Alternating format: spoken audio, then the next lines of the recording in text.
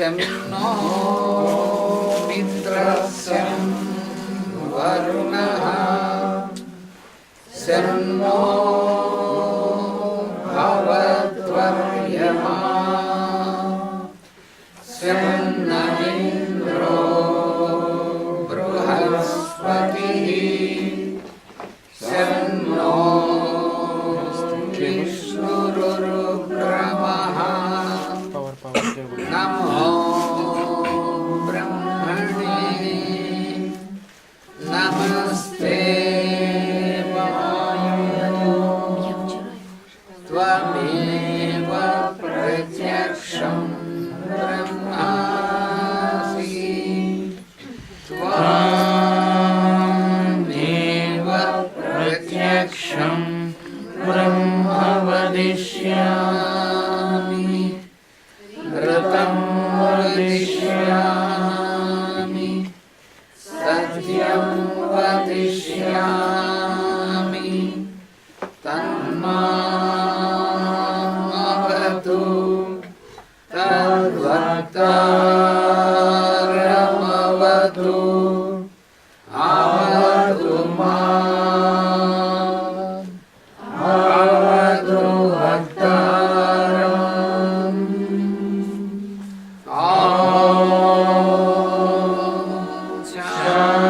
Shanti, Shanti, Shanti.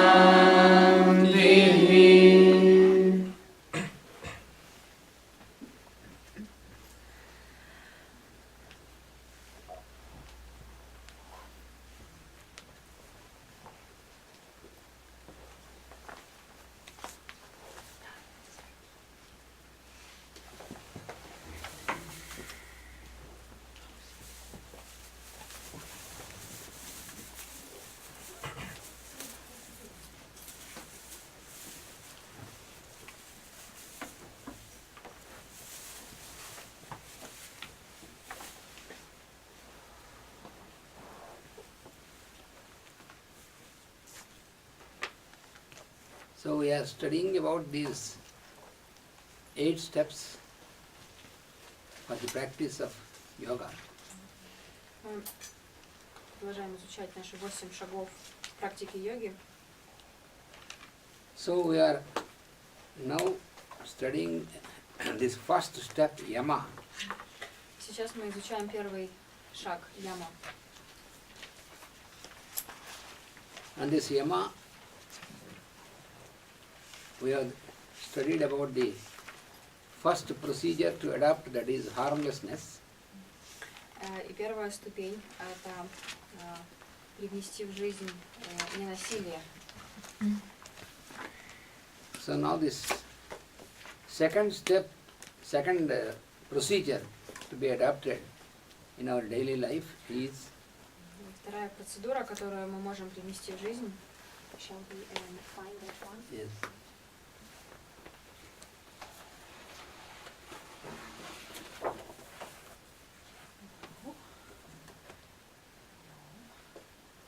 С другой стороны.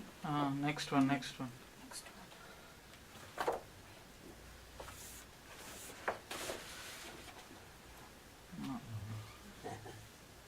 No, don't worry.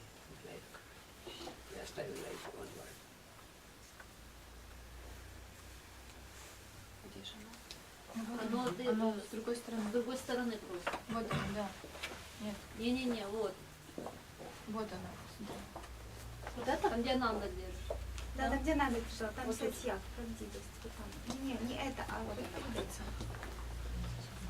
Да, Да. смотрите, это 8, there's 8 of them, but we have already written that A, B, we started to learn A, B, Yes. here. Here.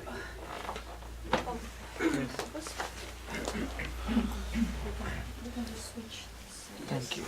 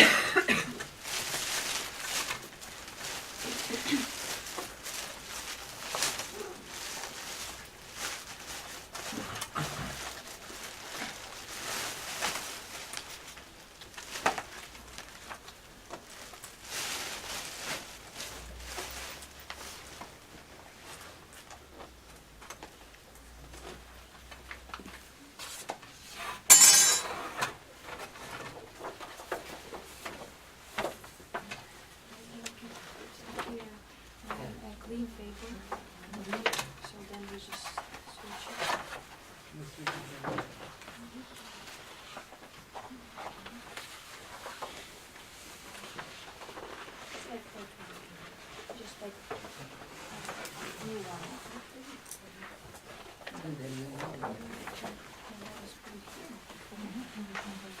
I don't think that you can keep it aside because both sides are good.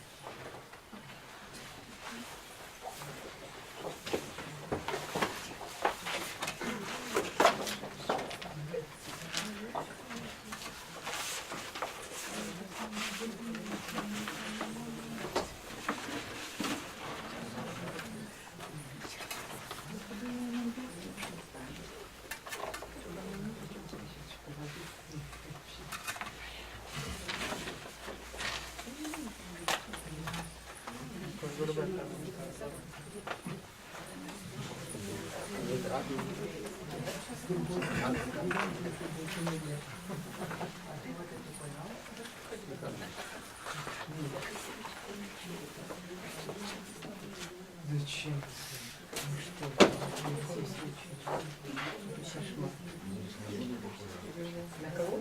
Ой, да. Это еще не в одного площади.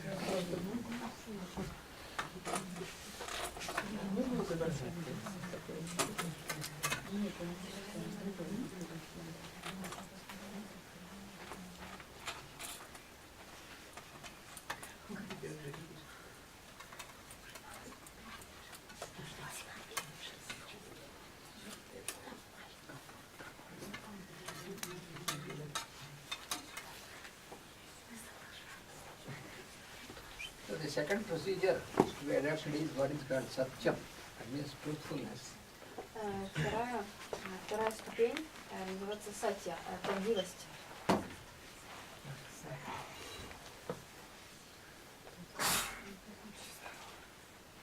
So the truthfulness is not only speaking the truth, but also truthfulness in our thinking, in our speech, in our behavior. Правдивость означает не только говорить правду, но это также понятие охватывает нашу речь, наши мысли, наш ум. So this can be possible when we apply this on three levels. That is, we have three instruments. One is mind, Это возможно, если мы применим правдивость на 3 уровнях. И у нас есть 3 инструмента. another is speech, Ум, речь and the other is body. и тело. So,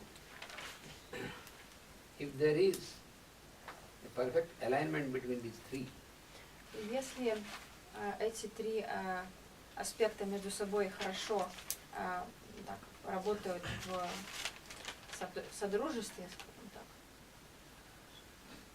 so mind is the place from where you produce the thoughts. ум — это место, где мы воспроизводим, где создаются наши мысли. So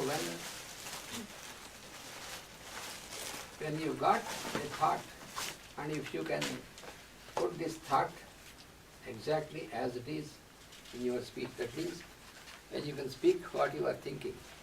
Когда в голове появляется какая-то мысль, и человек может ее дословно и точно произвести через речь, And then, if you can put into action what you spoke, и тогда следующим шагом человек точно так же через тело воспроизводит эту мысль как действие. then you can have a perfect alignment of these three instruments. Тогда это значит, что эти 3 инструмента находятся в гармонии между собой.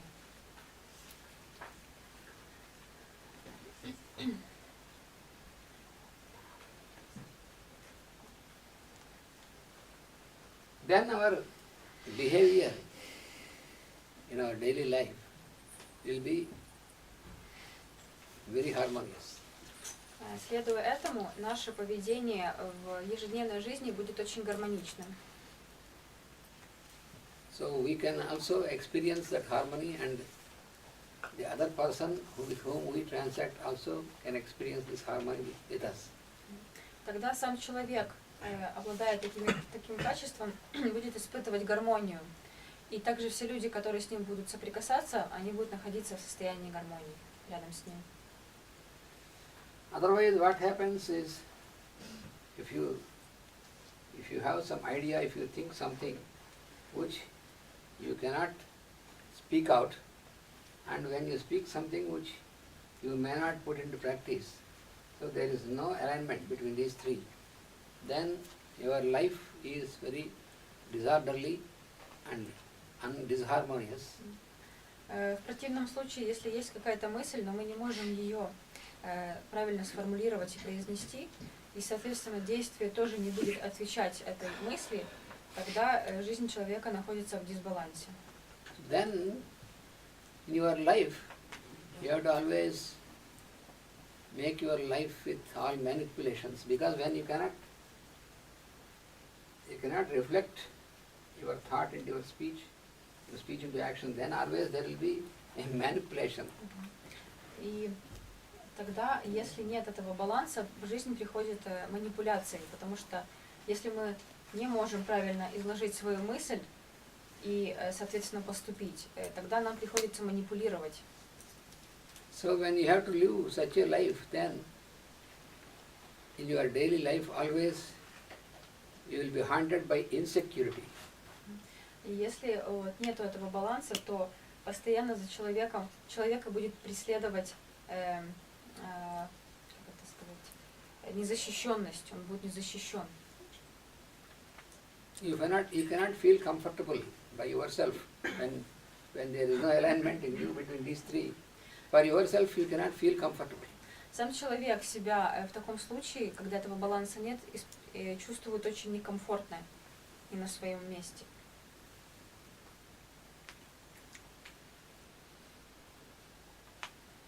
We may think that comfort can be achieved by some external things, what we make use of in our life. So comfort, we think, is in those objects, but comfort is not in the objects, it is in the mind. Мы можем думать, что комфорт в нашу жизнь привносит что-то извне, то есть что-то, какие-то внешние вещи делают нашу жизнь комфортными. Но на самом деле комфорт, он существует внутри, и он заложен именно вот нашим умом. For example, you make a very comfortable bed. Например, у нас есть очень удобная, комфортная кровать. When you lie down on this bed, can you be sure that you can sleep comfortably without any disturbance? Есть ли у нас гарантия при этом, что мы будем спать очень хорошо, приятно, без какого-либо беспокойства? Suppose your mind is very disturbed and tense, and then even though you lie down on such a very so-called comfortable bed, but you cannot sleep. И, например, наш ум очень встревожен и очень напряжен. Так будет ли эта кровать гарантировать нам комфортный сон? So comfort is not in the objects, it is in your mind. И таким образом комфорт не где-то извне, да, он не вне, это не внешнее определение, это то, что приходит к нам изнутри. So that comfort can be felt when you practice this satyam, this alignment between these three. Настоящий комфорт может быть достигнут, когда мы практикуем этот путь сатьям, правдивость. Otherwise, the whole life you will experience discomfort, and you can make other persons also uncomfortable with your presence. Иначе всю жизнь можно испытывать сплошной дискомфорт и также одним своим присутствием вводить в это же состояние других людей. So when in your family, so when you have your wife and children, or if you are a wife, your husband and children, if you have not achieved this, so always if you are not at comfort, and your presence will make those people also to experience this discomfort, because it is every day you live together. Если, например, у нас есть семья, жена и дети, то если человек постоянно испытывает дискомфорт внутри себя, то вся его семья, она будет подвергаться этому влиянию, и она будет встревожена тем, что вот нету этой правдивости в нем. Therefore, this is also as important as harmlessness. Таким образом, вот эта сатьям, правдивость, она такая же важная, как и ненасилие. And then the third procedure is what is called asteya. Маша, можно вопрос кстати? А если, например, кто-то в семье стал практиковать правдивость, и он рядом с тем, у кого ее нет, то оно не будет на него влиять? Так ведь? Ну, если, ну вот он в России, например. Неправдивость на правдивость. Ну, не, я имею в виду, что вот он рассказывает, что когда кто-то неправдив, то вся семья это чувствует, да, кому-то плохо. Ну, я просто знаю, как это, например, на практике это чувствовала, я понимаю сейчас, как разбирают. Но когда кто-то начинает, например, я в семье практиковать, я прихожу в поле родителей, то есть тогда, ну, мне не должно быть уже дискомфортно. There's example about a question about truthfulness. For example, if a person starts to be truthful, what is the difference between this person and people who are not practicing truthfulness in family with close members? Yes, what happens is that, you know, when you practice these steps, what are being explained by this Patanjali, then when you put into practice all this, gradually your magnetism increases. So then what happens when the other person is not practicing this and in different manner, but in your presence, the other person gradually gets magnetized. So this is like a magnetism. So when the normal piece of iron, when you bring it near the magnet, so it also attains magnetic properties. So the same thing here also, your magnetism will be increasing as you go on practicing these steps of yoga. So in your presence, the other person, when he is away from your arena, he may be different, but when he is in your presence, you will get magnetized. Ну, ответ в том, что когда человек начинает практиковать сам для себя вот эти пункты, он постепенно совершенствуется, и в его поле люди тоже постепенно начинают от него перенимать эти качества. Где-нибудь в другом месте они могут вести себя так же, как и раньше. Но рядом с тобой они будут постепенно как бы переопыляться вот этим состоянием.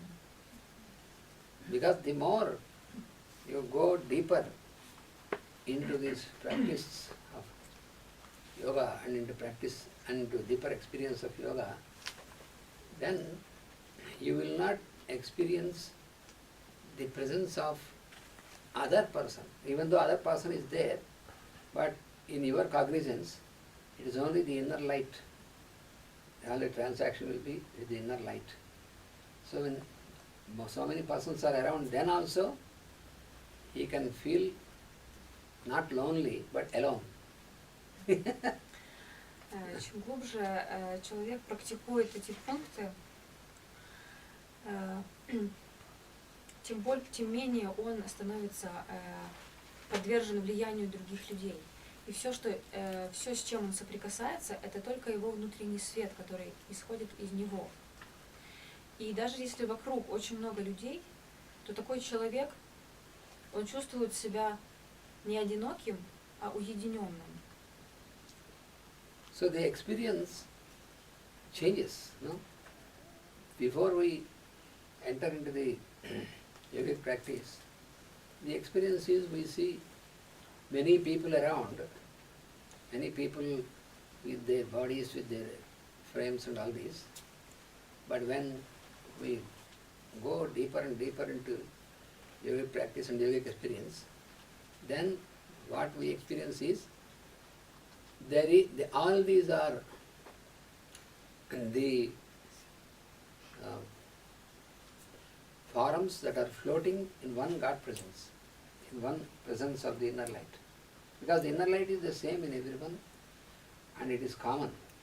So therefore when you get into that experience, then you won't feel the presence of the other persons. You only feel that one presence. And so therefore such person will not feel any discomfort. По мере того, как человек практикует вот эти йогический путь, до практики он видит много людей, он ощущает их различные формы, их особенности. Но по мере практики все люди постепенно начинают проявляться для него как божественное сознание. И вместо множества форм для него все это сливается в одно божественное проявление. The form aspect does not make any impact on this person. И тогда личная, индивидуальная форма и проявление каждого человека не является чем-то, что влияет на того, кто практикует йогу.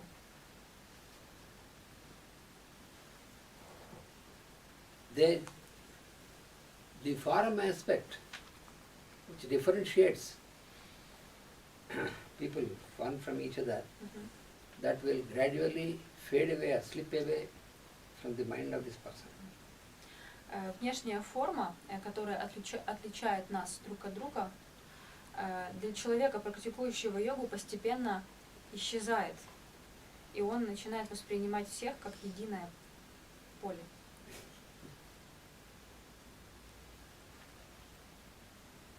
So even when he is with people of other nations, other races, that makes no difference. He will not feel this presence of others. So then it will be only oneness. That is the experience. В таком случае, даже если люди рядом находятся других рас, другой национальности, для него все эти люди будут едины, потому что форма уже не будет играть такой важной роли для него. That is the goal of practicing this yogic path. Это является целью практики йоги. In Bhagavad Gita also, the Lord says, you can also read in the Mantra scripture, he says, be alone, not lonely. В Бхагавад-гите говорится, находитесь в уединении, но не будьте одинокими. Be alone by inclusion, not by exclusion. Будьте одни, включая в себя, но не исключая то, что вокруг.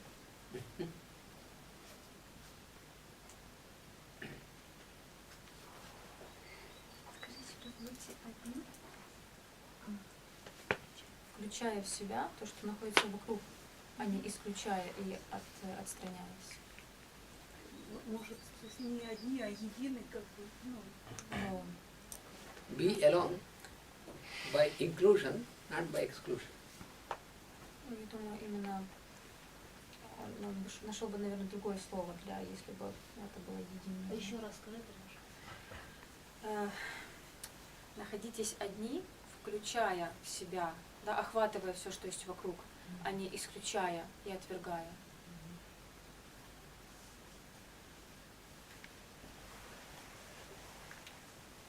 So the third procedure is asteya. Asteya means Третий пункт, принцип это астея.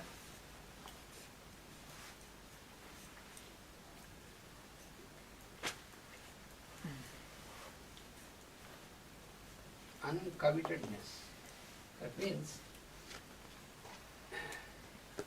away from the instinct of taking away. Suppose I take away something which belongs to you, that is covetedness. That is called covetedness. Это такое явление, ну так скажем, не укради. Желание что-то у кого-то взять, забрать, You can also say украсть. non-covetous, such person, non-covetous.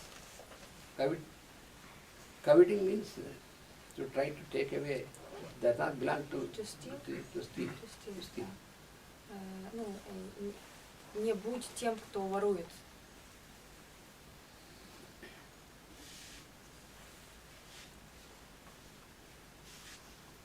So this instinct is because of possessive nature.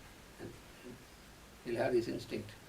When I want to possess everything, Этот инстинкт возникает тогда, когда человек хочет владеть всем.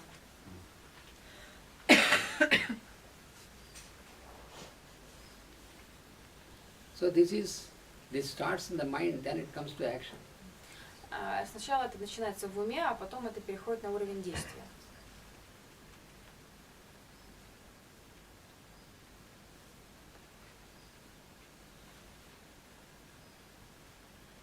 Suppose I see something new and very interesting. Например, я вижу что-то новое, очень для себя интересное. So then my mind will act in such a manner that I should get this. So then you can take it away in a rude manner or in a very polished manner. In rude manner is I can take it away when the other person, when he is not aware of this, I can steal without being known. This is one way. Например, когда какая-то вещь нас заинтересовала, наш ум начинает работать в таком режиме, чтобы каким-то образом эту вещь достать. И есть два способа это сделать. Первый способ – это грубый способ. Когда человек не видит, взять просто эту вещь у него украсть. And the polished way is that, for example here, you are appreciating me very much, you feel that he is a good teacher, who is a good doctor and all these things. And then I can notice that I am being appreciated. Then suppose I see something which is very interesting. Then what I do first, if it is there with Peter, then I say, Peter, oh, it is very interesting. Where have you got this? How it is? All this gradually. And I speak and work in such a manner to manipulate him that he feels that he should give this away to me. И второй способ более такой, изощренный. Например, вот к нам приехал учитель, да, мы его все уважаем, любим, да, мы о нем заботимся. И он как бы это чувствует и, значит, начинает, использовать это для своих целей. Например, вот он смотрит на Питера и говорит, боже, какая у вас красивая, там какая-то вещь. И он начинает так с вами общаться, чтобы вам захотелось ее отдать. Подарить или отдать. Да. So I keep impressing on his mind till he feels that he should give this away. And in a very royal manner. And he is giving and I will take it. И он продолжает влиять на ваши мысли таким образом, чтобы вы в очень красивой, благородной форме ему подарили эту вещь. Stealing in a very polished manner. Да, это воровство в очень таком красивом, завуалированном виде. Да, изощренном. Хорошо.